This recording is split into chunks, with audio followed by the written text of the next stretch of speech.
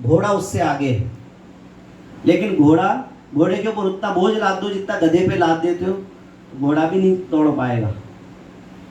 तो गधा शक्तिशाली नहीं होगा, शारीरिक रूप से कम शक्तिशाली होगा, परंतु वजन सहने की, डिटर्मिनेशन की और अपने काम को पूरा कर पाने की क्षमता गधे में होती है। इसलिए अब गधे और कुत्ते की लड़ाई के अंदर कौन जीत गया? उन दोनों की रेस में गधा जीत गया, क्योंकि गधा दूसरों से उलझा नहीं।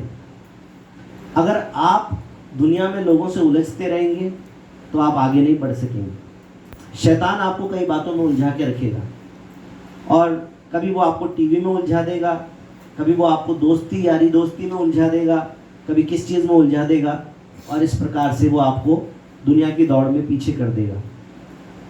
दुनिया की चीज़ों में अटकना नहीं है। वचन को अगर सुनते हो तो उस वचन के हिसाब से चलने वाले बनो। आपस में उलझ जाते हैं। मैंने 2 विश्वासियों को देखा, आपस में उलझ गए, मैं फिर गाली गलौज भी कर रहे। ये विश्वासियों का तरीका है? ये विश्वासियों का तरीका नहीं। क्या हमें एक दूसरे से उलझ जाना चाहिए? क्या हमारे बीच में कुछ गलत बात होनी चाहिए? हम वचन को सीखते हैं तो वचन के अनुसार जीवन जीने वाले भी हमको बनना है। इसके बाद में ये बात मैं आप लोगों के साथ में करना चाहता हूँ, जो हम लोग हमेशा सीखते हैं कि हमारे आत्मिक संदेश मसीह सत्संग का दर्शन क्या है। सब लोग इसको साथ में पढ़ें ऊंची आवाज में। मैं 1 2 3 बोलूँगा, उसके बाद 1 2 3। परमेश्वर के वचन बाइबल पर पूर्णतः आधारित यीशु मसीह के चेले के रूप में एक सरल विश्वासी जीवन जीना तथा अन्य विश्वासियों व अविश्वासियों को अपने जीवन की गवाही द्वारा प्रेरित करना, ताकि हर एक जाति धर्म के लोग परमेश्वर के राज्य में प्रवेश कर सकें, तथा ऐसा करने के लिए तन मन धन विश्वास तथा वचन के द्वारा परमेश्वर के राज्य की बढ़ोतरी में निरंतर योगदान करना, ताकि पवित्र आत्मा की अगुवाई के द्वारा हम दिन प्रतिदिन आत्मिकता तथा संख्या में प्रभु के दूसरे आगमन तक बढ़ते रहें और आनंद शांति तथा बहुतायत का अनुभव करते हुए हम जय जयकार व संजीदगी के साथ प्रभु के राज्य में प्रवेश करने योग्य जीवन बिताएं। बोलो यीशु मसीह की। अब जितने लोग बैठे हैं, वर्शिप ट्यून की जगह प्ले वर्शिप ट्यून आ जाएगी। प्रांजल कोई सा भी एक सॉन्ग बजाएगा, टीम 1 को बताना है, टीम 2 नहीं बोलेगी।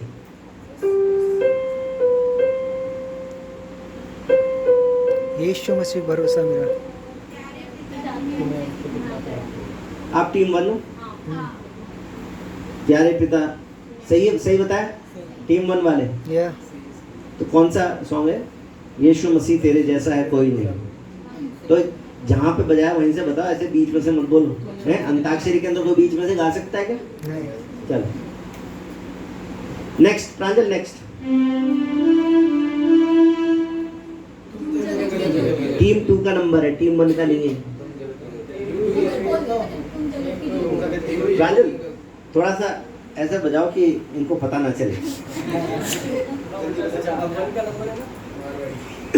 टीम नंबर ठीक है, अब कंपटीशन की तरह कर देते हैं इसको, कि जो पहले हाथ उठाएगा उस टीम का नंबर दिया जाएगा। तो कैसे पता चलेगा टीम 1 है कि टीम 2 है? जो उठाएगा उससे मैं टीम का नंबर पूछ लूंगा।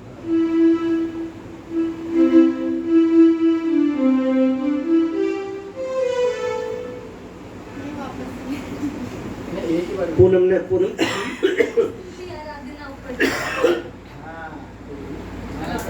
कौन सी टीम थी आपकी? हैं? 2 नंबर के एक नंबर माइनस हो गया। प्रांजल कौन सा सॉन्ग था बताओ? महिमा से तू जो। इसलिए जल्दीबाजी नहीं करना, सॉन्ग को अच्छे से सुनो और तब उठाना, नहीं तो -1 हो जाएगा। ठीक है, तो अब -1 हो गया टीम नंबर 2 का।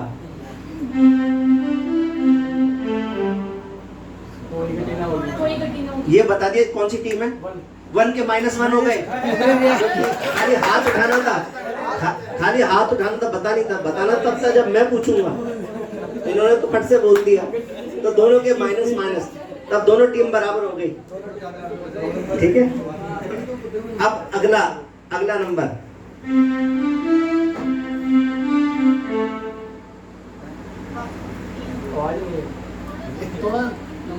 आप तो बजाते रहते, छोटा सा नहीं बजा।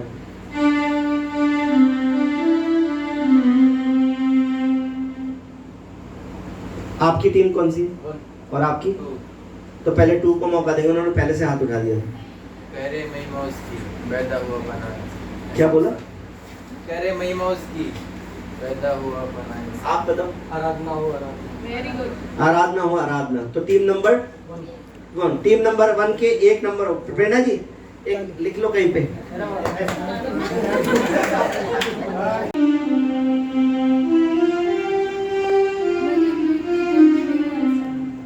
तुमने हाथ उठा के और बोल क्यों दिया? -1 तुम्हारा कौन सा है? आप लोगों को सिर्फ हाथ उठाना है, आप लोगों को सिर्फ हाथ उठाना है। मैं बोलूंगा तब आप उत्तर देना है। आज्ञाकारिता नहीं होगी तो माइनस हो जाएंगे नंबर। नेक्स्ट प्रांजल।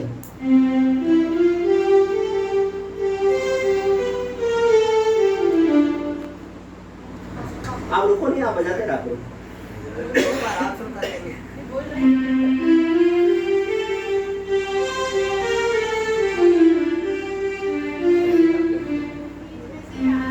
एक सेकंड पहले रोहित ने हाथ उठाया। रोहित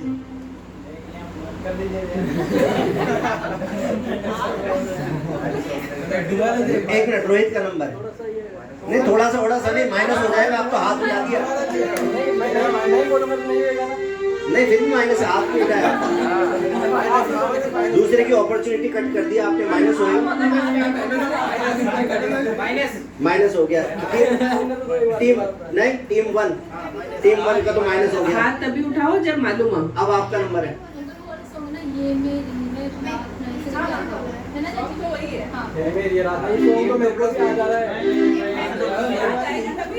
याद आएगा तभी हाथ खड़ा करो ना। अगर आपको याद नहीं आया तो हाथ भी खड़ा करना है, नहीं तो नंबर माइनस। दूसरे के टाइम खराब होगा ना। आगे गा के मैं बताओ। बता देती हूँ, वैसे तो ये वाला राउंड गया। ये दोनों के माइनस माइनस। गीतों का विषय तू मेरी आराधना। Okay next.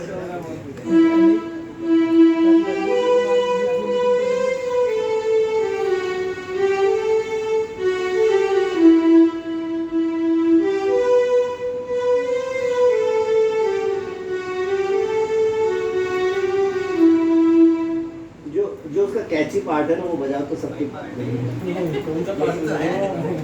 चलो आगे का और बोलो। ये किसी ने हाथ खड़ा नहीं करा। किसके नंबर काटू? समझ में आ गया आपको? ओके रुक जाओ। क्या नाम बेटा आपका? सक्षम हैं? सक्षम सक्षम कौन से उसमें हो? टीम 1। हे यहोवा भलाई को दे। हे यहोवा भलाई को दे। सुबह सुबह स्तुति बलि। अब दोबारा बजा के बता दो, इनको समझ में आ जाएगा।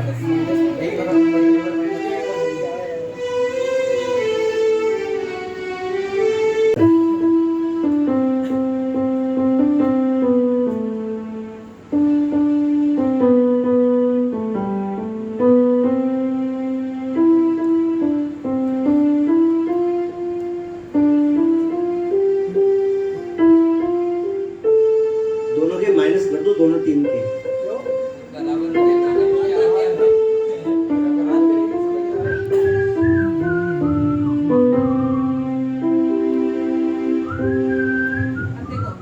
सब ने प्रभु का आनंद है तेरी स्तुति। सत्संग में जो ज्वाइन होते हैं उनको ये गाना आता है। हाँ सत्संग वाले सारे के सारे कैसे तुम लोग। चलो नेक्स्ट। दोनों ने हाथ नहीं उठाया इसलिए कुछ भी नहीं हुआ। सॉन्ग कैंसिल हो गया।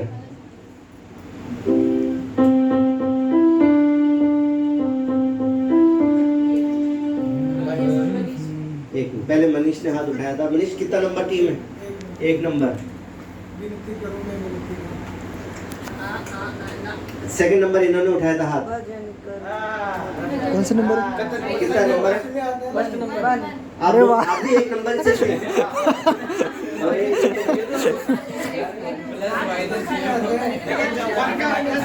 बच गए आप। नहीं -1 +1 0 हो गया आपका।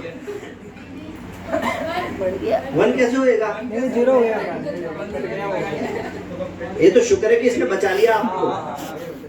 लेकिन आप लोगों को अभी मेहनत करनी बाकी है। आप लोग पीछे रह रहे थोड़े थोड़े।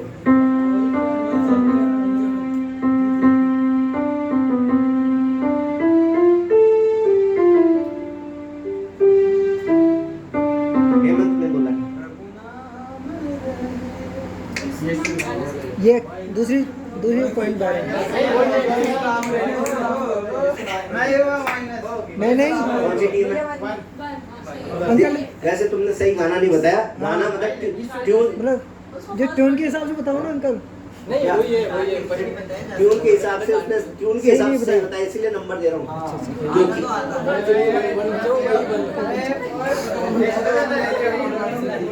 प्रांजल सजेशन दे रहा, आधा ही दे दो। अरे -101 कैलकुलेशन के लिए सही। हाँ बजाओ।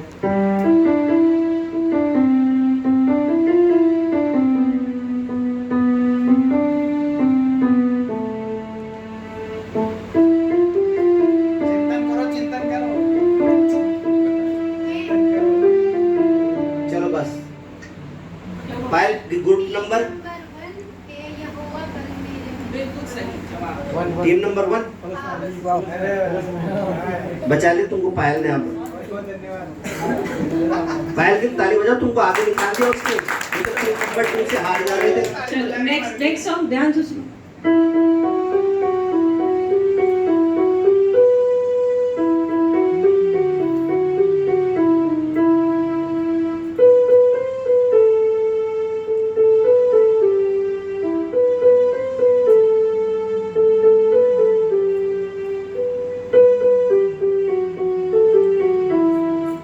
पायल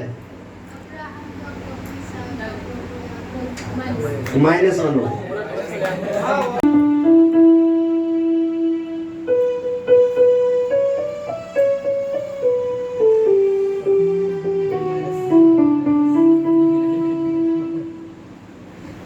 इन्होंने हाथ उठाया, रोहित ने। यीशु के नाम से थर-थर कांपे। यीशु के नाम से थर-थर कांपे। ये टीम कौन सी है?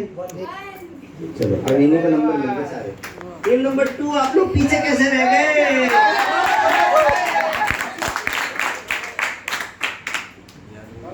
नंबर वाले ने भी हमारे लिए ताली बजाई। ताली तो सबके लिए बजानी है।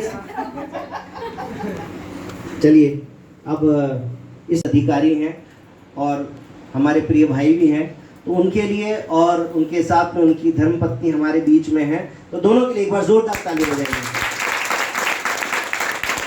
और मैं सोचता हूँ कि डायरेक्ट हम लोग उस सेशन में चले जाते हैं, अब है ना, समय आपके पास में थोड़ा सा लिमिटेड है, हैं? तो सबसे पहले हम उसी में जाते हैं, उस के एक बहुत ही बड़े नेता के द्वारा, कि भारत की आज़ादी के शुरुआती 25 सालों में कुछ भी नहीं किया गया। तो मैं आप लोगों को चाहता हूं कि यूनिवर्सिटी से, कौन सी यूनिवर्सिटी? व्हाट्सएप यूनिवर्सिटी से ज्ञान ना लें और ज्ञान जो है वो सही जगह से लिया करें। इसलिए एक क्विज़ मैंने रखी है कि मैं देखना चाहता हूं आप में से कितने लोग इन बातों को पहचानते हैं कि भारत की आज़ादी के शुरुआती 25 सालों में भारत में क्या क्या उपलब्धियां हासिल की गई थी। तो 1947 से 1972 के बीच की बात रहेगी, ठीक है ना? तो कोई भी 1972 के बाद का तो सोचना भी मत। अगर आपको कुछ याद भी आ जाए तो उसकी डेट जो है वो सही से बता देना। तो इसमें सबसे पहली कड़ी में सवाल जो है वो ये है कि भारत का संविधान किसने और कब लिखा? भारत का संविधान किसने लिखा, एक सवाल। और वो टीम 1 और टीम 2, ठीक है ना? और ये भी बता पाएंगे कि कब लिखा, तो ये आधे आधे मार्क्स के 2 सवाल हो गए समझो। तो दोनों टीम को मार्क्स मिलेंगे। फिर से सबसे पहले रोहित ने हाथ उठाया था, उसके बाद में रेशम ने हाथ उठाया था, फिर कशिश ने हाथ उठाया था, विवेक ने भी उठाया था। चलो आज विवेक को सबसे पहले मौका देते, वो हमारे बीच में इस मीटिंग में पहली बार आया। विवेक को मौका देते। अब मैं टीम 1 टीम 2 फिर से लिख लेता हूँ ताकि आप लोग सही जवाब दे रहे कि नहीं।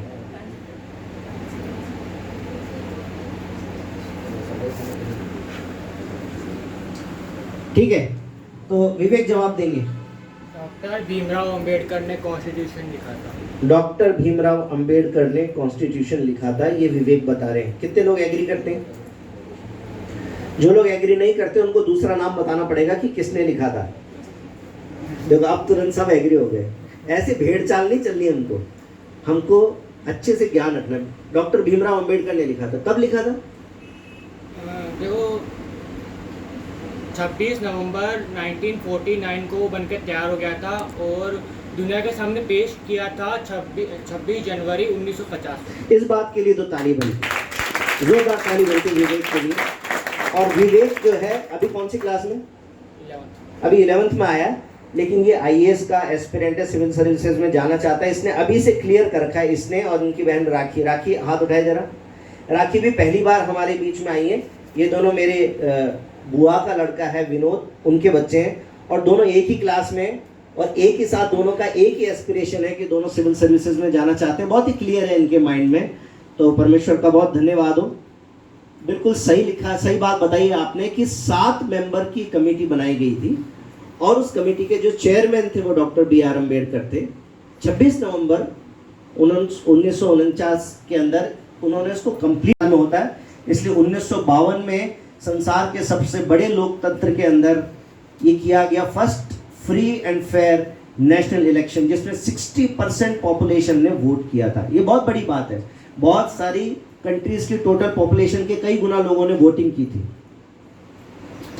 भारत का सबसे बड़ा और एशिया का दूसरा सबसे बड़ा बांध कौन सा है? ये एक ही बांध है जो भारत में तो सबसे बड़ा है और एशिया में दूसरे नंबर पे आता है। अनुराज ने हाथ उठाया और प्रदीप ने हाथ उठाया। टीम कौन सी टीम है? 1 नंबर। और आप? ठीक है, पहले मौका इनको देंगे। बाकड़ा नांगल। माकड़ा नांगल बांध। क्या आपका आंसर भी यही है? आपका आंसर क्या है? बीसलपुर। आपके नंबर कट सकते थे, लेकिन पहले इन्होंने सही जवाब दे दिया। सबसे पहला जो बांध, सबसे बड़ा बांध बनाया गया 1964 में। कौन से ईयर में? भारत की आज़ादी के 25 साल पूरे होने से पहले पहले, ठीक है ना, 1972 से पहले पहले भारत में एशिया का दूसरा सबसे बड़ा, एशिया में सबसे बड़ा कहाँ पर है? चाइना में, चाइना में है। और भारत के अंदर सबसे बड़ा बांध जो है वो सतलज रिवर के ऊपर बनाया हुआ है, भांकड़ा नांगल बांध। और इसके बाद में, और क्योंकि भारत कृषि प्रधान देश है, इसलिए सिंचाई के लिए पानी की आवश्यकता पड़ती है और इस हरित क्रांति लाने के लिए भांकड़ा नांगल बांध बनाया गया था। और उसके बाद में 1964 में ही फूड कॉर्पोरेशन ऑफ इंडिया जो है उसकी भी स्थापना की गई थी, ताकि अन्न को जो पैदावार होएगी उसका सही से संरक्षण किया जा सके, उसको रखा जा सके, और बाकी की जितनी भी पॉलिसीज थी वो भी बनाई गई थी। उसके बाद में और 2 डैम्स बनाए गए इंडिया में, हीराकुंड जो 1957 में बना था और नागार्जुन सागर डैम जो 1967 में बना था। ये भी भारत के शुरुआती 25 सालों की उपलब्धि है। तकनीकी क्षेत्र की पढ़ाई के लिए सर्वोत्तम संस्थान कौन से हैं? ये तो मैंने चित्र दिखा दिया, आपको तो पता चल गया होगा कौन से हैं। तकनीकी पढ़ाई के लिए सर्वश्रेष्ठ संस्थान भारत के अंदर ऐसे संस्थान, ये मैं आप लोगों को क्वेश्चन नहीं दे रहा हूँ क्योंकि मैंने लिख दिया बाई चांस गलती से, है ना, मैंने इसमें नाम लिख दिया, IIT लिख दिया मैंने, इसलिए मैं ये सवाल को कैंसिल कर रहा हूँ। लेकिन आपको बता दूं कि शुरुआत में 5 IITs बनाए गए थे जो कि 1950 से 1964 के बीच में एस्टैब्लिश हो गए थे। दिल्ली, मुंबई, खड़गपुर और मद्रास और कानपुर, ठीक है ना। ये इसको इस तरीके से डिज़ाइन किया गया था कि पूरे भारत के अलग अलग क्षेत्र के जो लोग हैं उस एरियाज़ के अंदर कवर हो जाए। तो मद्रास के अंदर साउथ इंडिया कवर हो जाएगा और मुंबई के अंदर इस तरफ का जितना हमारा वेस्टर्न रीजन है वो हो जाएगा, खड़गपुर में हो जाएगा, सेंट्रल तो जो है वो दिल्ली है, कानपुर जो है वो ईस्टर्न स्टेट्स के नॉर्दर्न ईस्टर्न स्टेट्स है उनको कवर कर लेगा। इस तरीके से पूरे एरिया को डिवाइड करके 1964 तक में ये 5 IITs जो है वो बना दिए गए थे। आज कितने IITs हैं इंडिया में? आज 23 IITs बन चुके हैं। इसका प्लस साइड भी है, माइनस साइड भी है। आप लोग विचार करिएगा कि प्लस साइड क्या है और माइनस साइड क्या है। बेसिक बात यह है कि ये हमारी इंडिया की क्रीम इंस्टीट्यूट्स हैं। तो क्रीम इंस्टीट्यूट के अंदर क्रीम जानी चाहिए पढ़ाने के लिए, है ना। तो जितने ज़्यादा बनाते जाएंगे उतने अच्छी लेवल के टीचर्स लाना, उतनी अच्छे लेवल की फैसिलिटीज़ वहाँ पे देना, ये भी सरकार की जिम्मेदारी बन जाती है। उतनी क्वालिटी को अगर मेंटेन नहीं करेंगे तो इन इंस्टीट्यूट्स का स्तर गिर जाएगा। तो इसलिए आप लोग विश्वासी हैं, प्रार्थना भी कर सकते हैं इस बात के लिए। अगला सवाल भी ऐसा ही है, लेकिन पता नहीं मैंने उसमें भी ऐसी गलती कर दी हो शायद। इसमें मैंने गलती की, ये सवाल भी कैंसिल है, ठीक है। ये सवाल है IIMs के लिए, मैनेजमेंट क्षेत्र की पढ़ाई के लिए। लेकिन सवाल फिर भी है, कब बनाए गए थे? 3 IIM बना दिए गए थे, नहीं मालूम है आप लोगों को। फर्स्ट 25 ईयर्स के अंदर भारत के अंदर 3 IIM संस्थान जो है स्थापित कर दिए गए थे, अहमदाबाद में, कोलकाता में और कर्नाटक में, बेंगलोर में। राष्ट्रीय स्तर के किसी भी शोध संस्थान के नाम बता दीजिए, रिसर्च इंस्टीट्यूट्स। सबसे पहले रेशम ने हाथ उठाया, रेशम बोलिए। इसरो, ओके। नासा भाई साहब, नासा को इंडिया में मत लेके आओ। DRDO इन्होंने बोला। DRDO की फुल फॉर्म बता सकते हैं? कोई बात नहीं, डिफेंस से रिलेटेड, ठीक है। और आपने बोला इसरो, ठीक है। मैं अब आपको और भी बहुत सारे नाम बता देता हूँ। सबसे पहले तो नंबर, आपको एक नंबर दूँ, कौन से ग्रुप के हो? और आप? एक। तो दोनों को मैं एक एक नंबर दे देता हूँ, ठीक है ना, क्योंकि दोनों ने एक एक नाम तो बता दिए थे। हालांकि इसरो जो है वो एक गवर्नमेंट डिपार्टमेंट है, वो एक रिसर्च ऑर्गेनाइजेशन के रूप में नहीं शुरू हुआ। उसकी जो रिसर्च ऑर्गेनाइजेशन थी उसका नाम दूसरा था। पर भारत में 1947 में ही PRL बनाई गई थी, फिजिकल रिसर्च लेबोरेटरी, ठीक है। इसके अंदर फिजिक्स की रिसर्च होती है। इसी तरीके से NPL बनाई गई, नेशनल फिजिकल लेबोरेटरी, जो मेजरमेंट सिस्टम्स होती हैं, ये बनाई गई 1946 में। CSIR बनाई गई थी 1942 में, council of scientific and industrial research. इसी का भाग बन गई बाद में, जो कि पहले अलग थी, central salt and marine chemicals research institute. ये 1954 में आई थी। मैं क्यों बता रहा हूँ आपको? ताकि कल को आपको संसार का ज्ञान, व्हाट्सएप का ज्ञान आए कि भारत के अंदर शुरुआत के 25 साल में कुछ भी नहीं हुआ था, तो आप बता सकते हैं कि IITs भी बन गए थे, IIMs भी बन गए थे, रिसर्च लेबोरेटरीज भी बन गई थी। भारत की उन्नति के लिए बहुत बड़े बड़े काम जो है शुरुआती 25 सालों में किए गए थे। कोई आपको भरमाने ना पाए। यहाँ पर बहुत सारे नाम लिखे हुए मैंने, इसकी मैं स्लाइड्स आपको भेज दूंगा, तो आप इनके बारे में खुद से पढ़िएगा। नेशनल केमिकल लैब 1950 में बनाई गई, फ्यूल रिसर्च स्टेशन 1946 में बनाया गया, central glass and ceramic research institute 1950 में बना, नेशनल मेटलर्जिकल लेबोरेटरी 1950 में बनी। DRDO का नाम आपने लिया था, DRDO 1958 में एस्टैब्लिश हो गया था। और DRDO से ही जुड़े हुए ARDE और ARDL ये भी उसी टाइम में एस्टैब्लिश हो गए थे। भाभा एटॉमिक रिसर्च सेंटर 1954 में बन गया था। भाभा एटॉमिक रिसर्च सेंटर का नाम सुना? अगर नहीं सुना है तो एक वेब सीरीज आई है अभी रिसेंटली, द रॉकेट बॉयज, वो देखना, आप लोगों को बहुत सारा ज्ञान मिलेगा उसको देखने से। और एक मूवी भी आई थी ना, एक नाम्बियार के ऊपर एक कौन सी मूवी आई थी, नाम्बियार इफेक्ट, कौन सी मूवी थी, एक मूवी भी आई थी, उसके बारे में आपको बताऊंगा। तो आप लोग रॉकेटरी, हाँ रॉकेटरी शायद ना, हाँ रॉकेटरी नाम है उसका। तो वो अच्छी मूवीज, वेब सीरीज देखने में कोई बुराई नहीं है। संसार के अंदर आपको पास्टर्स बोलते होंगे टीवी नहीं देखना, ये नहीं देखना। मैं ये नहीं कहता आपको कि टीवी नहीं देखना। टीवी नहीं देखोगे तो न्यूज़ कहाँ से देखोगे, कहाँ से अच्छी चीज़ें देखोगे? यूट्यूब हो चाहे टीवी हो, इसका एक पॉजिटिव साइड भी है। आप पॉजिटिव तरीके से इसको इस्तेमाल करेंगे, आपके लिए आशीष का कारण बन सकता है। भारत सरकार द्वारा स्थापित पब्लिक सेक्टर कंपनियां, इसके अंदर मैंने एक गवर्नमेंट डिपार्टमेंट का नाम भी लिख दिया गलती से, मैंने उसको बाद में हाईलाइट कर दिया। भारत सरकार द्वारा स्थापित पब्लिक सेक्टर कंपनियां, जैसे प्राइवेट कंपनी होती है ना, जैसे टाटा ने बहुत सारी कंपनीज एस्टैब्लिश करी, वो प्राइवेट कंपनियां हैं। लेकिन टाटा ने एक ऐसा संस्थान भी स्थापित किया था जो अब गवर्नमेंट के पास में, नाम मालूम है किसी को? ठीक है, उसके ऊपर बाद में आएंगे। पब्लिक सेक्टर PSUs जिनको बोलते हैं, कोई नाम याद है? एक भी नाम? प्रांजल, BSNL, ओके, ताली बजाएंगे प्रांजल के लिए। कौन से ग्रुप से हैं आप? 1।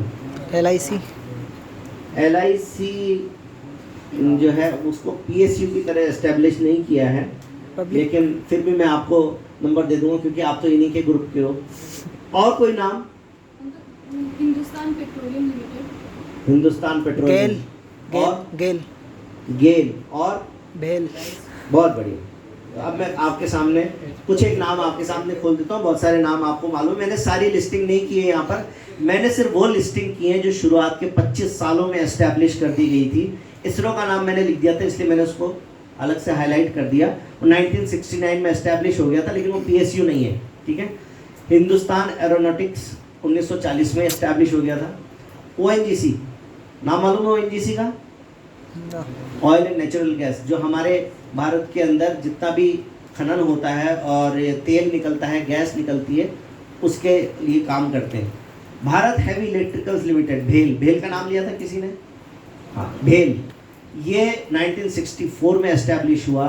भारत इलेक्ट्रॉनिक्स 1954 में, सेंट्रल इलेक्ट्रॉनिक्स 1974 में, हिंदुस्तान एंटीबायोटिक्स 1954 में, और बहुत सारे हैं जिनके नाम आपने लिए। तो मैंने खाली लिमिटेड नाम लिखे ये बताने के लिए कि शुरुआत के 25 सालों के अंदर ये सब कुछ एस्टैब्लिश हो गया था। एक नाम तो आपको दिखाई दे रहा है, विश्व स्तरीय चिकित्सा प्रदान करने वाला भारतीय अस्पताल, लेकिन कब बना था ये सवाल है।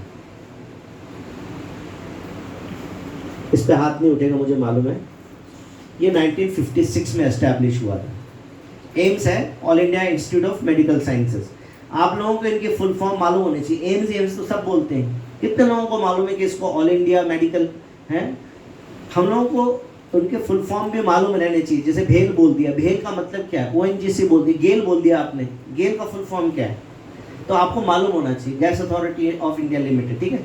तो हमको पूरे नाम भी याद करने।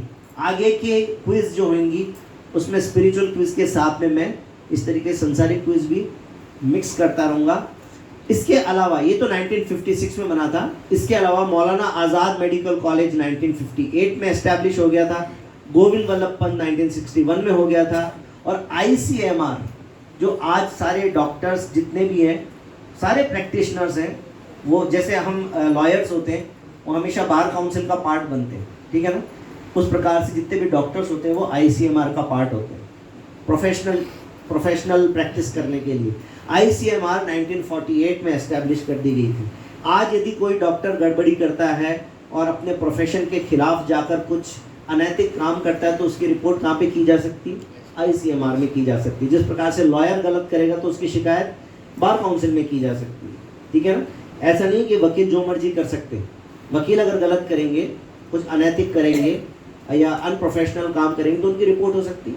उसी प्रकार से डॉक्टर करते तो ICMR में उनकी रिपोर्ट हो सकती है।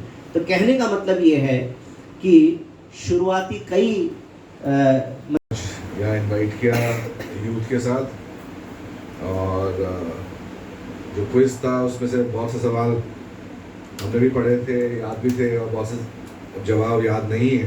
तो दैट शोज कि हमारी इंडिया एजिंग। तो बहुत अच्छा लगा कि आप लोगों को की नॉलेज, छोटे बच्चों की नॉलेज, अवेयर है लोगों की क्या हो रहा है। और जैसा कि रजेश भाई ने बताया कि नॉलेज किसी भी करियर की, तो खैर बात करेंगे अभी, लेकिन नॉलेज की क्वेस्ट अपने आप में ही एक बहुत इम्पोर्टेंट आपका ऑब्जेक्टिव होना चाहिए।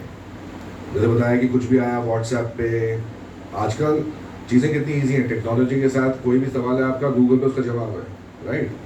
कोई भी फैक्ट्स आपको चाहिए हो, कोई भी आपको कोई किसी चीज़ का बैकग्राउंड चाहिए हो, जैसा कि ब्रजेश भाई ने बताया कि 25 साल में क्या क्या हुआ था, शुरुआत के इंडिपेंडेंस के 47 से शुरुआती 25 सालों में क्या क्या हुआ था। तो ये सब चीज़ें जो हैं ये ऑनलाइन अवेलेबल हैं।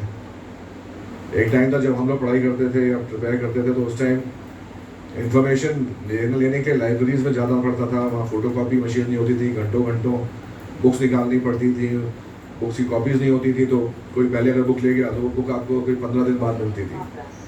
तो वो एक अलग टाइम था। लेकिन टेक्नोलॉजी के साथ जो फ़ायदे हुए हैं, कुछ नुकसान है, लेकिन 99% मैं कहता हूँ कि फ़ायदे हैं in terms of knowledge. YouTube पे आपके पास बहुत सारी इम्पोर्टेंट इन्फॉर्मेशन है, और ना सिर्फ इंडिया की बल्कि पूरे ग्लोबली क्या क्या हो रहा है।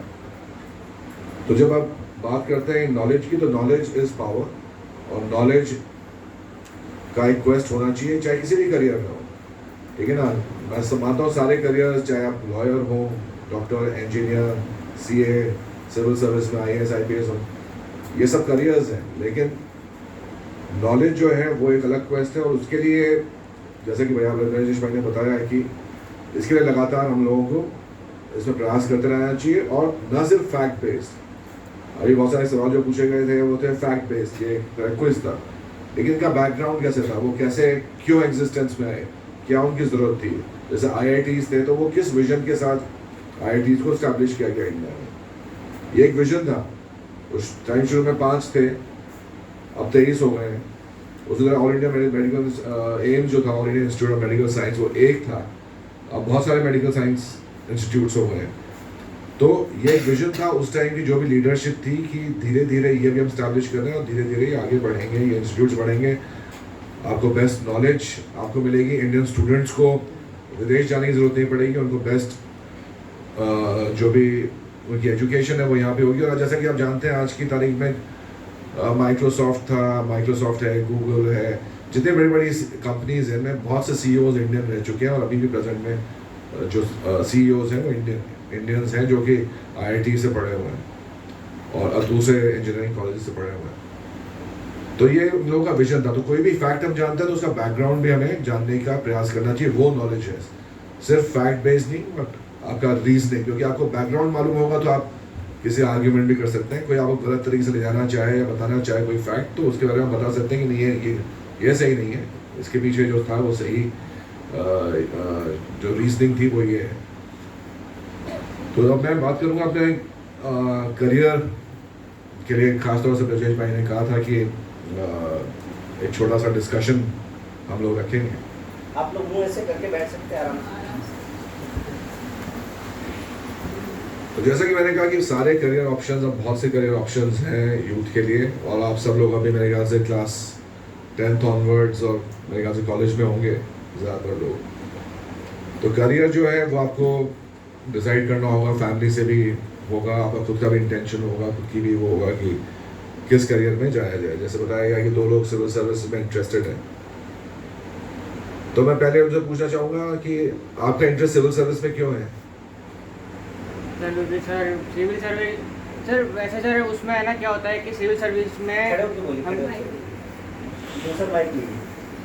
सब लोग सुने आराम से और खुल के। रिस्पेक्ट भी नहीं करता उसको, है ना, कोई कुछ पूछता भी नहीं है। तो मेरे को ना सिविल सर्विस में जाके ना ऐसा बनना है कि ना मेरे को ना सोसाइटी में इतनी रिस्पेक्ट मिले, और है ना फिर मेरे पेरेंट्स भी मुझ पर प्राउड करें। अच्छी बात। और किसी के पास में कोई जवाब है? कोई और भी है सिविल सर्विसेज एस्पिरेंट्स, IAS बनना चाहते हैं, IPS बनना चाहते हैं? कोई भी नहीं बनना चाहते? कोई लॉयर बनना चाहते हैं? अच्छा, कोई CA? कुछ बनना चाहते हैं, कुछ तो बनना चाहते हैं, तो कुछ तो अगर बनना चाहते हो तो हाथ खड़ा करिए। Engineers, doctors. ठीक है, ये लैक ऑफ मोटिवेशन है, तो हम लोगों को मोटिवेट होने की जरूरत है। ठीक है, हर्षित कुछ बोलना चाहते हैं?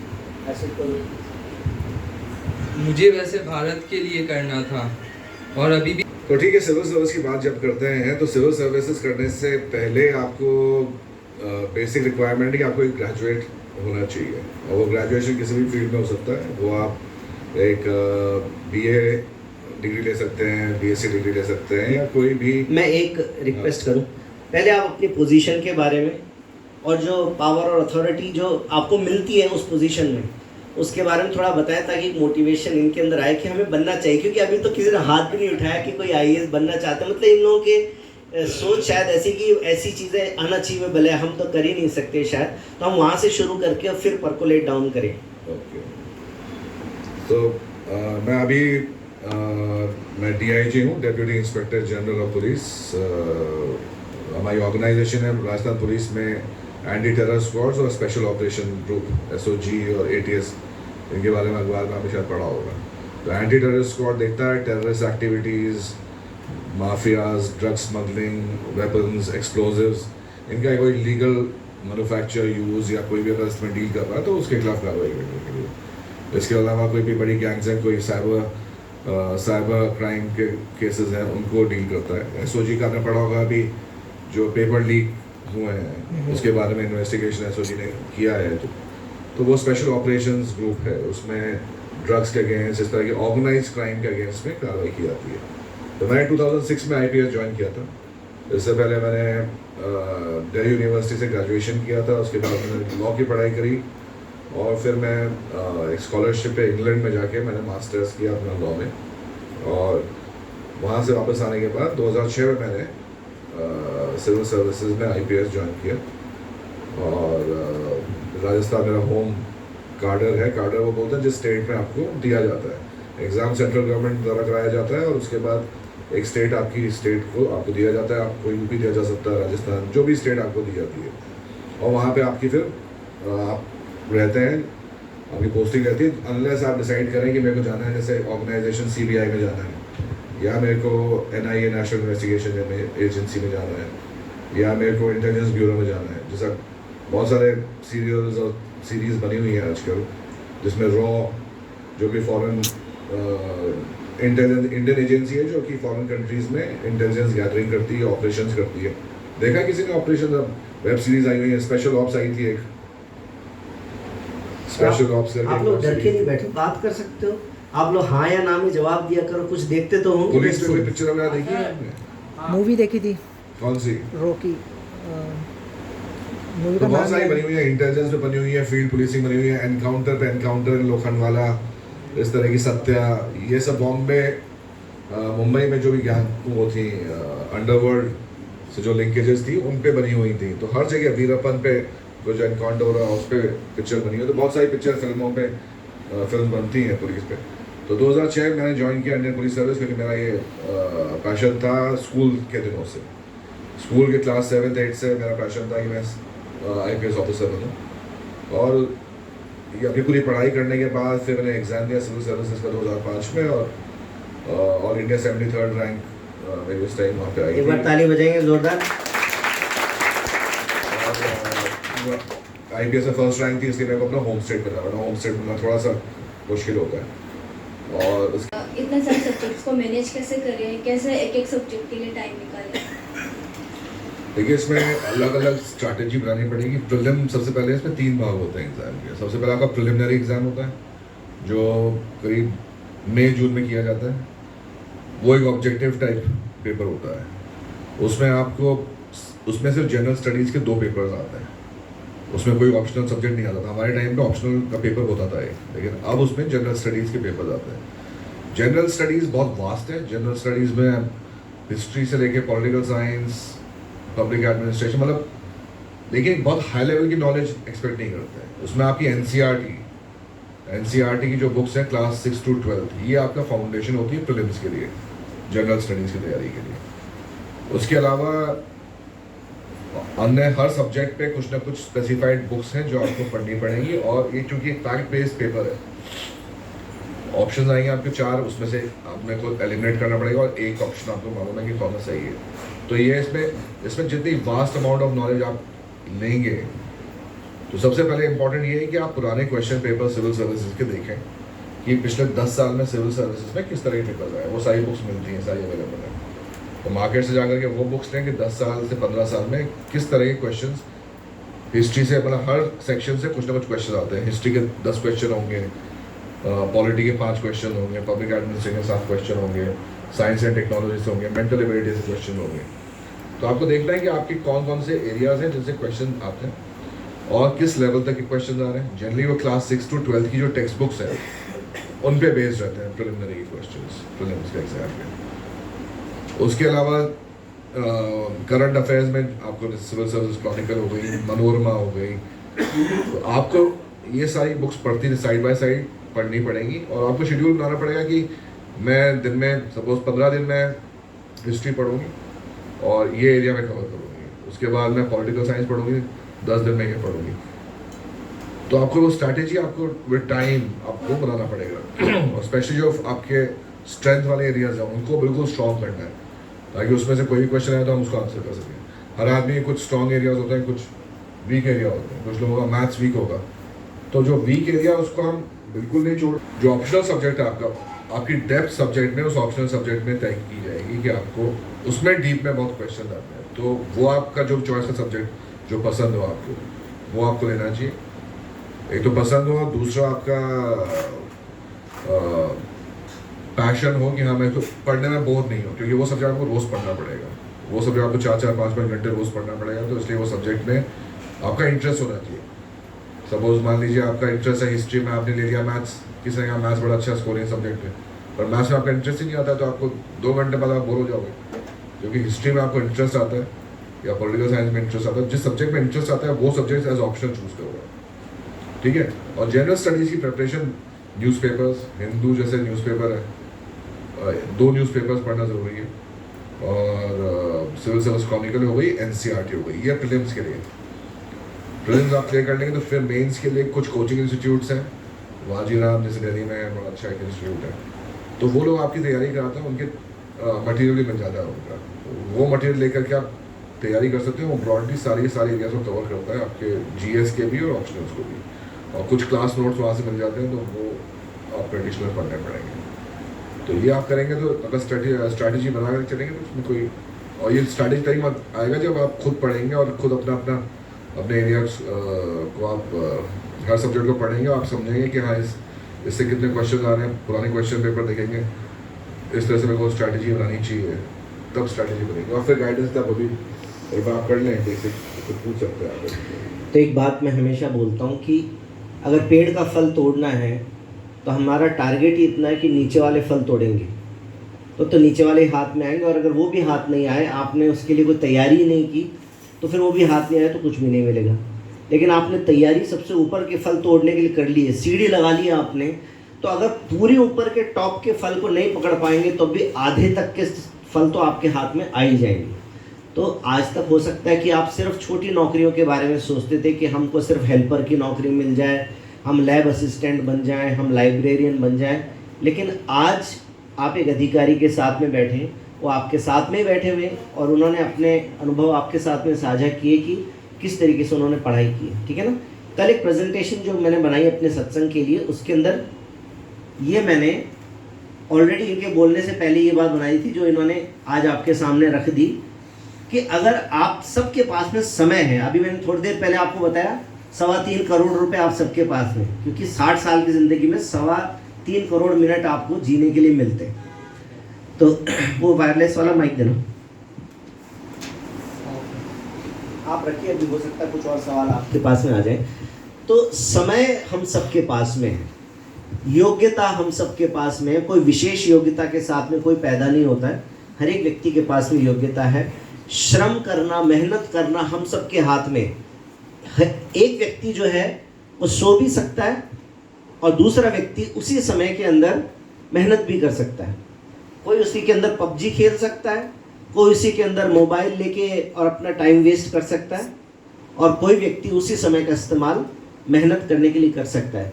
तो जैसे मैंने दिखाया कि नल है, इस नल के अंदर आपका टैलेंट भी है, आपका गिफ्ट भी है, आपका इंटेलिजेंस भी है, आपका हार्डवर्क भी है, आपके ऊपर परमेश्वर की अनॉइंटिंग भी, ये सब कुछ आपके पास अवेलेबल है।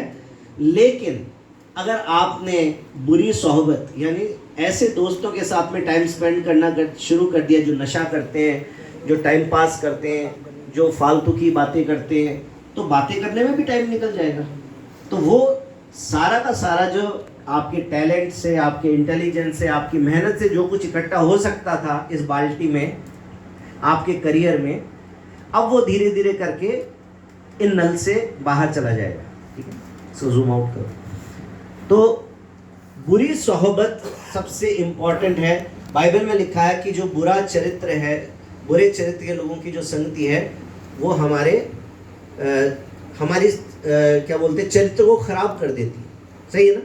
दूसरी बात, जैसे कि अंशुमन भाई ने बताया कि ये पॉसिबल है कि आप थोड़ी देर मोबाइल यूज़ कर सकते हैं, क्योंकि मोबाइल से 100% दूर रहना आज के समय में संभव नहीं है, क्योंकि मित्रों के साथ में संपर्क है, यूट्यूब के बहुत सारे लिंक, बहुत सारी बातें हो सकती है, लेकिन आपको उसको लिमिट करना पड़ेगा। जैसे उन्होंने बिल्कुल सही बोला, मैं भी लगातार सारे इंटरव्यूज़ देखता रहता हूँ, चाहे वो 10th में टॉप हुए, चाहे 12th में टॉप हुए, चाहे IAS IPS बने, उन सब लोगों ने एक कॉमन बात बोली है, हम सोशल मीडिया से दूर रहे, हमने मोबाइल को हाथ नहीं लगाया, ये कॉमन बात बोली उन्होंने, और अपने समय का पूरा उपयोग किया। दूसरी बात, जैसे उन्होंने बताया, आपने एक बहुत अच्छा सवाल पूछा, बिना स्ट्रैटेजी के, बिना प्लानिंग के अगर आप अनऑर्गेनाइज्ड मेहनत करेंगे, जैसे मैं कई बार सवाल पूछ लेता हूँ अंशुमन भाई कि क्रिकेट खेलते हो, बोलते हैं हाँ खेलते हैं, मैंने कहा विकेट नहीं दूंगा, बिना विकेट गाड़े क्रिकेट खेल के दिखाओ, तो जब विकेट नहीं होगा तो बॉल कहाँ फेंकेंगे, जहाँ मर्जी फेंकते रहो, आप आउट ही नहीं कर सकते। अगर फुटबॉल खेलना है और गोल पोस्ट नहीं लगाए तो 24 घंटे खेलते रहो, कोई जीतेगा नहीं। तो जब तक आप प्लान नहीं करेंगे, आज आपसे मैं पूछता हूँ कि कितने लोग अपने करियर के बारे में जानते हैं कि आप क्या बनना चाहते हैं, तो मैं सोचता हूँ 50% लोग भी हाथ नहीं उठाएंगे। मैं हाथ उठवा भी नहीं रहा आपसे, क्योंकि आपको मालूम नहीं कि आपको क्या बनना है। लेकिन आज जब आप एक अधिकारी के साथ में बैठ के उनकी बातों को सुन चुके हैं, तो मैं सोचता हूँ कि आपको अब क्लियर हो जाना चाहिए कि वो स्कूल टाइम से उनको क्लियर था क्या बनना है। विवेक ने बोला कि क्या बनना है, सही है ना? तो प्रांजल आपको क्लियर है कि आपको क्या बनना है? आपको क्लियर है जितने लोग बैठे, अब क्लियर है कि आपको क्या बनना है। और आईपीएस आप भी बन सकते हैं, आईएएस आप भी बन सकते हैं। कोई विशेष योग्यता के साथ में कोई पैदा नहीं होता है। हो सकता है थोड़े से दिमाग के अंदर सेल किसी के पास ज़्यादा हो सकते हैं, उसको 2 घंटे पढ़ने में वो बात समझ में आ सकती है जो आपको 3 घंटे में आएगी। बस इतना ही अंतर हो सकता है, इससे ज़्यादा कोई अंतर नहीं। हर एक व्यक्ति बराबरी के साथ में इन परीक्षाओं में जा सकते हैं। तो अपने गोल को बनाइए, अपने गोल को बड़ा करिए, ऊंचाई तक के लिए मेहनत करिए, एक प्लान्ड मेहनत करिए, अनऑर्गेनाइज्ड मेहनत मत करिए, अनफोकस्ड मत करिए, फोकस्ड मेहनत करिए। मैं विश्वास करता हूँ यहाँ पर कई लोग ऐसे मैं समझता हूँ, जैसे ये जो यहाँ पर बैठी हुई है, इनका नाम क्या नाम है आपका? हाँ, रेशमा। तो रेशमा जो है, इससे मुझे उम्मीद है, क्योंकि पिछले समय में इसने मेरे ख्याल से एमए में कॉलेज टॉप किया, अभी इन्होंने बीते दिनों में कॉलेज टॉप किया है। हमारे बीच में वीरेंद्र बैठे हैं। वीरेंद्र 10th में कितने मार्क्स आए? 12th में हैं? और 12th में 98%। तो हमारे बीच में ऐसे बच्चे हैं। और हर्षित और इसकी बहन जो है, ये मैथमेटिक्स के चैंपियंस हैं। इन लोगों को मैथमेटिक्स बहुत ज़्यादा पसंद है। तो ऐसे बच्चे हमारे बीच में हैं, लेकिन अभी तक ये नहीं मालूम है कि करना क्या है। अगर आज से डिसाइड कर लेंगे तो जैसे उन्होंने बताया कि 2 साल 3 साल की मेहनत है सिर्फ, अगले 2-3 साल अपने करियर के लिए दे दीजिए। यारी दोस्ती, घूमना फिरना, एंटरटेनमेंट, इसको मिनिमाइज कर दीजिए। मैं नहीं कहता कि 100% बंद कर दीजिए, बिल्कुल जंगल में तो नहीं रह सकते, लेकिन मिनिमाइज करके मेहनत करेंगे तो एक दिन आप भी जिस प्रेस्टीज की आप बात कर रहे हैं, जिस रिस्पेक्ट की आप बात कर रहे हैं, जिस पावर और अथॉरिटी की बात कर रहे हैं, वो आपकी भी हो सकती है। सही है? तो एक बार जोरदार तालियां बजाएंगे। और अभी भी आखिरी मौका है, अगर कोई सवाल और पूछना चाहते हैं तो आखिरी मौका है। उसके बाद में कुछ बच्चों को मैं चाहता हूँ कि इनाम दिए जाएं। रेशम कुछ पूछना चाहते? सर, अभी आप ना ऑफिसर है, तो जिग्नू दी है, तो भी एक ऑफिसर है, तो वो है ना अभी मीटिंग्स अटेंड नहीं कर पाती, जैसे वर्शिप में खड़ी नहीं हो पाती। वो ऐसे बोलती है कि इसका इफेक्ट पड़ता है जॉब पर। तो क्या ये हमारी स्पिरिचुअल लाइफ को अफेक्ट करता है? क्योंकि आप भी एक विश्वासी है, तो आप कैसे मैनेज करते हो अपने स्पिरिचुअल लाइफ को? तो क्या मतलब हम ऐसे ट्रू वर्शिपर और ये सब चीज़, अगर हम जैसे स्टेज पे खड़े नहीं हो सकते, ज़्यादा मीटिंग्स अटेंड नहीं कर सकते, तो क्या ये अफेक्ट करता है हमारी स्पिरिचुअल लाइफ को? ऐसा कुछ भी नहीं है। आपका पर्सनल कॉन्स्टिट्यूशन ऑफ इंडिया जो है वो संविधान के तहत ही हम लोग सब रहते हैं। तो आपको पूरा फ्रीडम है, आप जो भी जिस भी रिलीजन को फॉलो करते हैं, मैं जनरल बोल रहा हूँ, कोई चाहे किसी रिलीजन को फॉलो करता है, तो कॉन्स्टिट्यूशन आपको पूरा फ्रीडम देता है कि पर्सनल लाइफ में आप उसको पूरी तरह से फॉलो कर सकते हैं। तो वो प्रोफेशन आपका एक अलग चीज़ है, तो दोनों कहीं मिक्स नहीं होते। तो कोई भी आपको नहीं रोकता है कि अगर आप संडे को वर्शिप में खड़े होना चाहते हैं या सामने स्टेज पे करना चाहते हैं, नोबडी स्टॉप्स यू, कोई भी स्टॉप नहीं करता। और ये आपका कम्प्लीटली पर्सनल आउटलुक है कि इसमें कहीं भी कोई किस तरह का बात नहीं है, ना कोई इस तरह से कोई गवर्नमेंट की पॉलिसी है कि आप ये नहीं कर सकते। तो अगर कोई मुस्लिम ऑफिसर्स हैं तो अपनी नमाज़ पढ़ना चाहते हैं, जाएंगे भी और जाते भी हैं। और जो हिंदू ऑफिसर्स हैं वो अगर टेम्पल में जाना चाहें तो उन पर कोई बाढ़ नहीं है। क्रिश्चियन हैं तो वो अपना वर्शिप में कर सकते हैं, जा सकते हैं, कहीं किसी तरह कोई बाढ़ नहीं है। तो ऐसा कोई भी ना तो कॉन्स्टिट्यूशन में ना सरकारी तरफ से आपको पूरी फ्रीडम है अपना करने की, और कहीं भी ये कॉन्फ्लिक्ट में नहीं आता है आपके जॉब के साथ। इनफैक्ट आप अपने जॉब में रह के और बेहतर इसको कर सकते हैं।